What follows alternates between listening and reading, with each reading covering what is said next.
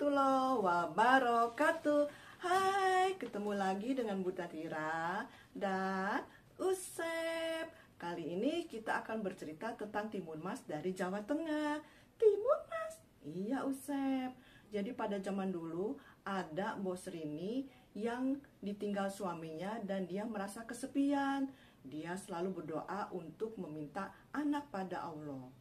Nah, suatu hari Mbok Srini datang ke hutan karena rasa penasarannya dari mimpi yang semalam. Katanya di dalam hutan ada bungkusan di bawah pohon. Akhirnya dia datang ke hutan dan ternyata di sana benar ada bungkusan. Lalu saat dia mau mengambil bungkusan, tiba-tiba ada raksasa yang ada pada mimpinya. Ngeri banget ada raksasa. Ya Usep. Nah, raksasanya tersebut meminta agar Mbok Srini kalau anaknya sudah besar harus diberikan kepada dirinya.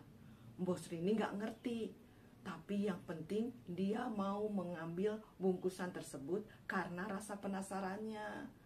Akhirnya, sesampainya di rumah, dia melihat di dalam bungkusannya ada 1 biji mentimun yang akan dia tanam di depan rumahnya.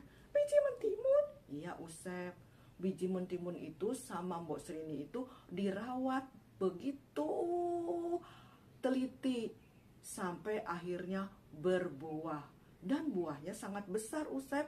Hah? Besar? Iya, lebih besar dari mentimun yang seperti biasanya. Kok bisa? Namanya juga mentimun ajaib Usep. Hah? Ajaib? Iya. Saat sudah matang, tiba-tiba terdengar suara bayi di dalam mentimunnya. Ada bayi? Iya. Ketika dibuka, ternyata ada bayi yang cantik dan diberi nama Timun Mas. Usep ngerti kenapa diberi nama Timun Mas? Iya Usep. Nah, setelah Timun Mas dewasa, barulah Mbok Srini ingat kalau Timun Mas itu harus diserahkan kepada raksasa untuk makanannya. Mbok Srini, jangan dikasihkan ke raksasa. Serem banget. Nah, makanya Mbok Srini berkata kepada raksasa untuk datang bulan depan saja karena Timun Mas sekarang lagi sakit. Dan Mbok Srini juga berpikir bagaimana caranya supaya Timun Mas jangan diberikan kepada raksasa. Betul itu. Lalu Mbok Srini pergi ke seorang pertapa dan diberi 4 bungkus untuk menyelamatkan Timun Mas dari raksasa kalau dikejar raksasa Usep. Akhirnya, raksasanya datang. Iya, raksasanya datang dan ingin mengambil Timun Mas.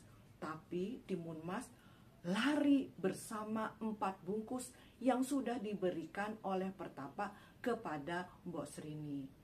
Saat raksasa sudah mendekat, bungkusan pertama yang berisi biji mentimun disebarkan oleh Timun Mas. Dan tumbuhlah timun seketika yang merambat mengelilit raksasa. Tapi raksasanya hebat Usep, bisa lepas. Dasar raksasanya, ayo Timun lari. Hampir ketangkap lagi Timun Mas. Lalu Timun Mas melempar bungkusan kedua yang berisi jarum, bambu runcing ada di sekeliling raksasa. Tapi raksasanya bisa lepas dari bambu runcing. Bener-bener raksasanya itu hebat. Ayo lari Timun Mas. Bungkusan ketiga Timun Mas lempar ketika raksasa sudah mendekat, yaitu berupa garam. Tiba-tiba muncul lautan yang luas, tetapi raksasa bisa menyeberang lautan yang luas. Raksasanya sakti banget sih. Ayo lari Timun. Timun Mas lari lagi dan melempar bungkusan yang terakhir, yaitu terasi. Tiba-tiba ada lumpur yang luas sehingga raksasa tenggelam di dalam lumpur. Kok bisa tenggelam? Karena kalau di lumpur makin bergerak makin tenggelam Usep. Raksasanya bergerak terus hingga tenggelam. Syukurin, syukurin, syukurin. Akhirnya Timun Mas selamat. Betul teman-teman, Timun Mas akhirnya selamat dan bisa hidup bahagia dengan Mbok Srini. Apa pesan moralnya Usep? Wah, kalau kita punya niat jahat sama teman, pasti niat jahat itu berbalik pada kita. Nah, benar teman-teman. Jadi ceritanya punya pesan moral seperti itu ya. Nah, sekian dulu cerita Timun Mas dari Jawa Tengah. Jangan lupa subscribe, like, and share.